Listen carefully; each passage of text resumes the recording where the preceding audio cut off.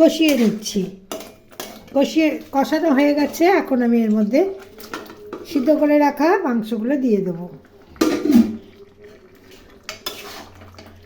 খাসির মাংস কাঁচা অবস্থাতেও মশলার সাথে কষিয়ে রান্না করা যায়, আবার এরকম করে রান্না করলেও খেতে ভালো লাগে। তবে আজকে আমি এই পদ্ধতিতেই রান্না করছি। এখন মাংস দিয়ে আমি ভালো করে কষিয়ে নেব।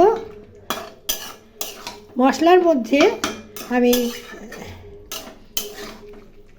গোলমরিচ, এলাচ, দারচিনি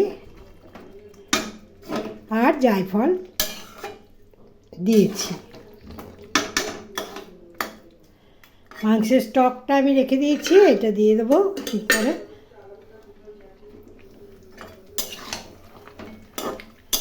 এখন ভালো করে কষাবো। এর মধ্যে গরম মশলার গুঁড়ো দিয়ে দিলাম। এর আগে সামান্য মিট মশলা দিয়েছি। এই অবস্থায় লবণের পরিমাণটা দেখে নিতে হবে। এখানে আর একটু লবণ দিতে হবে।